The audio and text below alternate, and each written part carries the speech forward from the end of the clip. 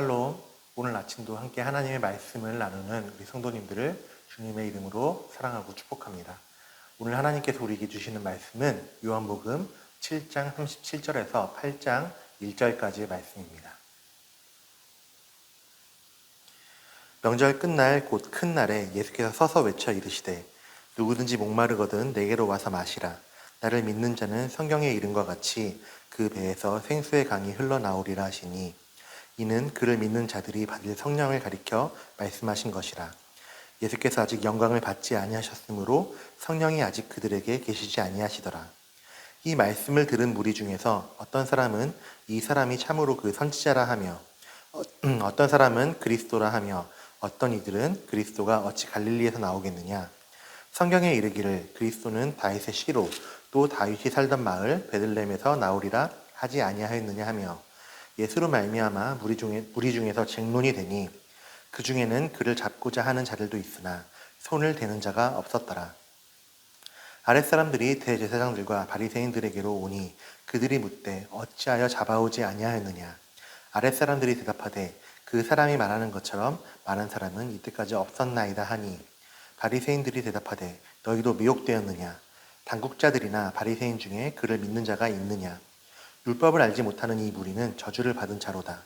그 중에 한 사람 곧 전에 예수께 왔던 니고데모가 그들에게 말하되 우리 율법은 사람의 말을 듣고 그 행한 것을 알기 전에 심판하느냐. 그들이 대답하여 이르되 너도 갈릴리에서 왔느냐. 찾아보라. 갈릴리에서는 선지자가 나지 못하느니라 하였더라. 다 각각 집으로 돌아가고 예수는 감람산으로 가시니라. 아멘. 모두도 알고 계시겠지만 물은 우리의 생활에 있어서 없어서는 안 되는 필수 요소입니다.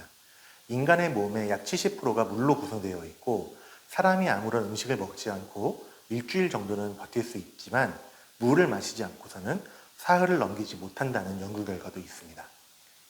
인류 문명의 역사를 보아도 대부분의 도시는 강가 혹은 지하수가 안정적으로 공급되는 곳 근처에서 발달되었음을 볼 수 있습니다. 이처럼 물은 우리에게 있어서 아주 중요하고 꼭 필요한 요소입니다. 오늘 우리가 나누는 본문 요한복음 7장 후반부에서 예수님께서는 이 물을 통해서 우리에게 말씀하시고 있습니다. 예수님은 초막절을 지키시기 위해서 예루살렘에 올라오셨습니다. 당시 유대교에는 초막절을 기념하는 예식이 있었습니다.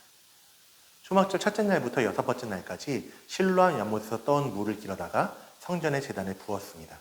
그리고 일곱 번째 날에는 이 행렬이 7번 반복되었습니다. 이 예식의 목적은 크게 두 가지로 볼 수 있는데 첫째, 과거 출애굽의 강약길에서도 물을 공급해 주신 하나님께 감사드리는 의미가 담겨져 있고 두 번째는 앞으로 추수 때에 하나님께서 풍족한 비를 내려주실 것을 간구하는 의미가 담겨져 있습니다. 초막절은 유대력으로 티시레이 달, 또 우리가 사용하는 태양력으로는 9월과 10월 사이에 지켜졌는데 이 시기에 이스라엘은 가뭄이 우려되는 계절이었기 때문에 이렇게 하나님께 비를 내려달라고 간구하고 탄원하는 목적으로 예식을 거행한 것입니다. 이 초막절기의 마지막 날, 즉 모든 예식이 끝난 다음 날 예수님께서는 이렇게 외치십니다. 37절 38절입니다. 누구든지 목마르거든 내게로 와서 마시라. 나를 믿는 자는 성경의 이름과 같이 그 배에서 생수의 강이 흘러나오리라 하시니. 예수님께서 말씀하시는 성경이 이르는 것, 성경을 통해 약속하신 생수의 강은 무엇을 의미할까요? 우리가 구약 성경을 한 문장으로 정리하자면 오실 예수님에 대한 이야기다라고 정의할 수 있을 것입니다. 물이 없으면 사람이 살 수 없듯이 우리들은 예수님이 없이는 예수님의 대속하심이 아니고서는 죄로 인해 영원히 죽을 수밖에 없는 처지에 놓인 사람들이었습니다. 구약 성경에서 예언된 오실 예수님으로 인하여 우리는 죄에서 노임받고 새 생명을 얻게 된 것입니다. 이 37절 38절에서의 예수님의 선포하심은 우리가 생명을 얻는 것, 구원을 얻는 것이 예수님을 통해서만 가능하다는 것을 선포하시고 있고 또 누구든지 예수님을 믿는 자는 새 생명을 얻으리라고 말씀하시고 있는 것입니다. 스가랴 14장 8절에서는 이렇게 말씀하고 있습니다. 그날의 생수가 예루살렘에서 솟아나서 절반은 동해로 절반은 서해로 흐를 것이라. 여름에도 겨울에도 그러하리라. 예루살렘에서 시작되어서 동해로 서해로 그리고 각 계절에도 흐를 것이라는 말씀을 통해서 구원의 대상이 한정되어 있지 않다는 것을 말씀하고 있습니다. 그리고 예수님의 선포하심을 통해서 우리는 구원의 방법이 오직 한 길뿐이라는 것을 깨닫게 됩니다. 목마른 자는 누구든지 내게로 나와서 마시라 라는 그 예수님의 외침을 통해서 우리는 구원의 보편성과 구원의 유일성을 동시에 깨달을 수 있는 것입니다. 로마서 10장 13절에서 사도 바울은 이렇게 선포하고 있습니다. 누구든지 주의 이름을 부르는 자는 구원을 받으리라. 이어지는 말씀을 통해서 우리 예수님께서는 이 생수의 강이 영원할 것을 우리에게 말씀하시고 있습니다. 39절에서는 이 생수의 강에 대하여 그를 믿는 자들이 받을 성령을 가리켜 말씀하고 있다라고 기록하고 있습니다. 성령은 오직 예수 그리스도를 통하여 받게 됩니다. 요한복음 15장 26절에서는 내가 아버지께로부터 너희에게 보낼 보혜사라고 성령님을 소개하고 있습니다. 예수 그리스도를 구원자로 믿고 영접하여 새 생명을 얻은 자는 예수님께서 십자가에서 죽으시고 부활하신 후에 그들에게 임하실 성령님을 경험하게 됩니다. 이 성령에 대해서 요한복음 14장 16절에서는 이렇게 증언하고 있습니다. 그가 또 다른 보혜사를 너희에게 주사 영원토록 너희와 함께 있게 하리니. 우리는 예수 그리스도를 통해서 성령님과 함께 할 수 있습니다. 그리고 그것은 흐르는 생수의 강, 즉 마르지 않는 생수의 강이라고 말씀하시고 있습니다. 오직 우리의 구원자이신 예수 그리스도를 통하여 마르지 않는 하나님의 은혜를 경험하면서 영원히 우리와 함께 하시는 성령님과 동행하는 저와 여러분 되시기를 간절히 축복하고 소망합니다. 이러한 예수님의 선포를 들은 사람들은 두 부류로 나뉘게 됩니다. 40절과 41절 전반부의 말씀을 보면은 어떤 사람들은 예수님에 대해서 선지자이다 이렇게 이야기를 하기도 하고요. 또 어떤 사람들은 그리스도라고 이야기하기도 합니다. 반면 41절 후반부에서는 이러한 이야기를 부정하는 사람들도 있습니다. 예수님에 대해서 부정하는 사람들은 이렇게 이야기합니다. 41절 후반부에서부터 42절에서는 그리스도가 어찌 갈릴리에서 나오겠느냐, 성경에 이르기를 그리스도는 다윗의 씨로 또 다윗이 살던 마을 베들레헴에서 나오리라 하지 아니하였느냐라고 주장하고 있습니다. 하지만 아이러니하게도 이들의 이런 주장은 예수님의 그리스도 되심을 보여주는 확실한 증거 중 하나가 됩니다. 아마도 예수님을 부정하고 있는 사람들은 예수님께서 베들레헴에서 태어나셨으며 또 다윗의 후손이신 것을 모른 채 그저 갈릴리 사람이라고만 생각하고 있는 듯합니다. 하지만 이 말씀을 읽고 있는 우리들, 이 말씀을 읽고 있는 독자들은 예수님의 출생지와 족보를 이미 잘 알고 있죠. 예수님을 부정하는 사람들은 자신들의 주장의 근거를 이 성경을 들어서 이야기하지만 오히려 이 성경은 아주 명확하게 예수님은 그리스도다라고 가리키고 있다는 것을 우리는 발견할 수가 있습니다. 41절, 42절에서의 예수님을 부정하는 사람들, 그리고 이어지는 45절에서부터 52절에서의 예수님을 잡으려 하는 대제사장들과 바리새인들은 갈릴리 사람이라는 편견에 사로잡혀서 그 편견에 사로잡혀서 더 큰 것을 발견하지 못하고 있습니다. 대제사장들과 바리새인들은 예수님에 대해서 제대로 알아보지도 않은 채 예수님을 잡아오라고 사람들을 보냈습니다. 하지만 예수님을 잡으러 갔던 그 사람들은 예수님의 말씀을 듣고 이렇게 고백하고 있습니다. 46절의 말씀을 보면은 아랫사람들이 대답하되 그 사람이 말하는 것처럼 말한 사람은 이때까지 없었나이다 라고 이야기하고 있는데 이것을 메시지 성경에서는 이렇게 번역하고 있습니다.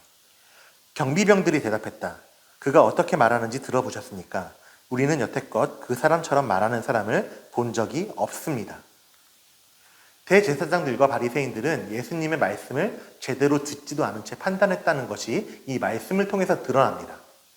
하지만 바리새인들은 아랫사람, 경비병들에게 너희도 미혹되었느냐 이렇게 책망하며 이야기합니다. 앞서 말씀드린 대로 예수님의 메시지, 또 예수님께서 보이신 표적으로 나타나는 그 성경의 성취는 바라보지 않은 채 그저 일부분만 바라봄으로써 예수님을 부정하고 있는 것입니다. 반면에 예수님의 말씀을 들었던 아랫사람들, 그리고 요한복음 3장에서 예수님과 대화를 나누었던 니고데모는 그들과 다른 반응을 보이고 있습니다. 51절에서 니고데모는 대제사장들과 바리새인들에게 율법에 따라 좀 더 신중하게 처리하자. 그 사람, 예수가 말한 것을 들어보고 그가 행한 것을 보아야 하지 않느냐고 제안을 합니다. 하지만 여전히 사람들은 눈이 가려진 채 일부분만 바라보면서 똑같은 말만 반복합니다. 갈릴리에는 선지자가 나지 못하느니라. 예수님이 행하신 표적, 그리고 예수님이 하신 말씀은 가리워진 눈을 뜨게 하여서 진리를 바라보게 합니다. 예수님을 잡으러 갔던 그 사람들의 고백, 그리고 예수님의 말씀을 듣고 그가 그리스도이시다라고 말했던 사람들을 통해서 우리들은 그것을 깨닫게 됩니다. 반면에 예수님의 표적을 보고도 예수님의 말씀을 듣고도 깨닫지 못한 사람들은 여전히 편협한 시선으로 일부분만 바라보며 진리를 놓치는 것을 우리는 말씀을 통해서 목격하게 됩니다. 그렇기 때문에 우리는 진리 되신 분, 예수 그리스도의 말씀을 더욱더 깊이 묵상해야 하고 말씀을 통해서 진리를 발견해야 하는 것입니다. 말씀을 편협한 시선으로 바라보면서 내가 원하는 말씀만 골라서 선택하는 것이 아니라 말씀을 온전히 깨달을 수 있도록 간구하면서 묵상해야 합니다. 우리는 말씀을 통해서 예수가 그리스도이심을 깨닫고 고백하고 그러므로 우리의 삶에 흐르는 생수의 강처럼 영원히 함께 하시는 성령님과 함께하는 삶을 살아야 하는 것입니다. 언제나 깨어서 말씀을 묵상하시고 또 말씀을 들음으로써 우리의 삶의 모든 순간에 성령님과 동행하시는 하나님의 은혜로 살아가시는 저와 여러분 되시기를 간절히 축복하고 소망합니다. 기도하겠습니다. 전능하시고 거룩하신 하나님 아버지, 우리가 말씀을 통해 영원히 마르지 않는 성령님이 나와 함께 하심을 깨닫게 하심에 감사를 드립니다.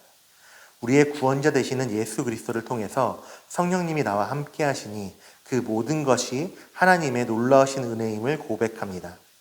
우리를 구원하시고 우리에게 새 생명을 주신 주님의 은혜를 기억하면서 예수님께서 그리스도이심을, 우리의 유일한 구원자이심을 말씀을 통해 깨닫고 기억하고 감사하는 삶을 살아가도록 인도하여 주시옵소서. 이 모든 말씀 살아계신 예수 그리스도 이름으로 기도드립니다. 아멘. 이 시간 함께 기도하기 소망합니다. 말씀을 기도 제목으로 바꾸어서 우리가 기도하겠습니다. 우리와 영원히 함께 하시는 성령님과 동행하면서 말씀을 더욱 붙들고 살아가는 우리가 될 수 있도록 해달라고 간구하며 기도하겠습니다. 또 목요일은 우리 교회가 협력하는 국내의 선교지들을 위하여 함께 기도하는 시간을 가지고 있습니다. 강화의 당산교회, 또 지성교회, 전주 명성교회, 그리고 청라문화예술원을 위해서 우리가 함께 기도하기를 소망합니다.